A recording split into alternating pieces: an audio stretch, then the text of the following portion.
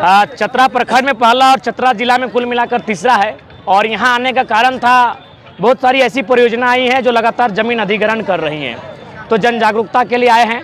और साथ ही साथ 2024 का चुनाव होगा, उसके लिए निवेदन करने आए हैं कि अब इंडिया पाकिस्तान हिंदू मुसलमान के नाम पे नहीं, केंद्र को हम लोग ये प्रश्न करेंगे कि विस्थापन नीति कहाँ है, उसके नाम पर वोट किया जाएगा। आज मान के चलिए, तो मुझे थोड़ा बात को रखने का मौका दीजिए। आज अगर 321 गांव फील्ड फायरिंग रेंज में, 67 गांव भारतमाला प्रोजेक्ट में, 12 गांव रेल परियोजना में, इतने गांव अगर भारी मात्रा में विस्थापित हो जाएंगे तो इतनी बड़ी आबादी को कहां शिफ्ट करेंगे। दूसरी बात, जो भारतमाला प्रोजेक्ट की बात कर रहे हैं वो बनारस से कलकत्ता जाएगी, तो ये सड़क किसके लिए, एक सवाल हम करेंगे। क्योंकि ऑलरेडी बनारस से कलकत्ता मेरा घर तोपचाची होते हुए, बरौडा होते हुए जा चुकी है, जो लगभग 1200 से 1300 किलोमीटर है, ये 600 किलोमीटर का होगा।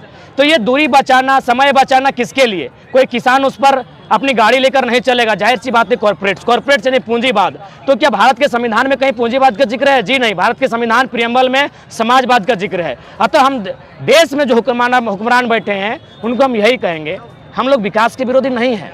आपको ज़मीन चाहिए ना, लीजिए ना भाई, किसने मना किया है? हमको ज़मीन के बदले ज़मीन दे दीजिए, क्योंकि आप जो पैसा हमको देंगे, मान के चलिए कहीं 3000 रुपया डिसमिल लगा है, अगर 3 लाख प्रत्येक एकड़ में, यानी 5 एकड़ में 15 लाख, अगर हमको पूरा ज़मीन मेरा चला गया योजना में, हमको 15 लाख मिला, तो अगर हम रांची टाउन, हजारीबाग टाउन या कहीं जाके नया घर खरीदेंगे तो कम से कम 3 लाख डिसमिल, यानी हम और दोबारा 5 डिसमिल भी ज़मीन नहीं ले पाएंगे उस पैसे से।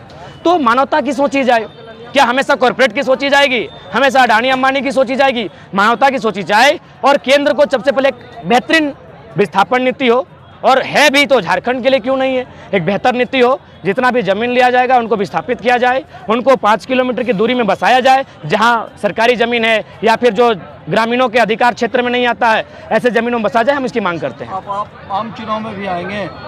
जी हाँ, मुझे लगता है जब रासलीला करने वाले लोग विधायक होते हैं, मंत्री बन सकते हैं, तो हम लोग तो पढ़े लिखे नौजवान हैं, छात्र हैं, संविधान की धाराओं को पानी की तरह पीते हैं, जीते हैं, उसके साथ सोते हैं, हमें आना चाहिए।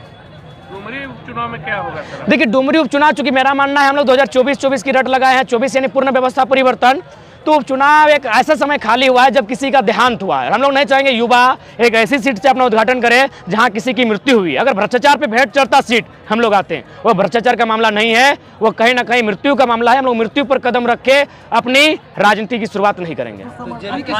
समर्थन, हम लोग न्यूट्रल हैं। हमारे जनता जनार्दन को सीधा संदेश होगा कि 7-8 महीने का कार्यकाल बचा है, आप नोटा में जाएं, तीसरे के साथ जाए, चौथे के साथ जाए, जिसके साथ जाए, 24 में हम लोग मजबूती के साथ आएंगे। और बाकायदा जो उत्तरी छोटा नागपुर है, डुमरी उसका केंद्र बिंदु रहेगा। आप इंडिपेंडेंस लड़ेंगे या किसी के साथ समझौता होगा? नहीं, समझौता नहीं, हम लोग इंडिपेंडेंट लड़ेंगे। उसके बाद जनता को रायशुमारी के लिए सौंपेंगे कि आप क्या चाहते हैं। देखिए, स्थानीय सांसद नहीं होने का कारण क्या है कि हमारे लोगों की जो मेंटिलिटी है, हमारे लोग कभी पॉलिटिक्स को सोचते नहीं, बिजनेस को सोचते नहीं। उसी का दुष्परिणाम है कि बड़े बड़े बिजनेसमैन गैर राज्यों के, बड़े बड़े एमपी जहां है वो गैर राज्यों के सभी हैं। हजारीबाग के एमपी हमारे नहीं, धनबाद के एमपी हमारे नहीं, गोड्डा के एमपी हमारे नहीं, रांची के एमपी हमारे नहीं, चतरा वाले हमारे नहीं, पलामू के हमारे नहीं। 6 को जब हमारे नहीं तो झारखंड में तो 14 को सीट है भैया। पार्टी का गठन कर लेंगे आप?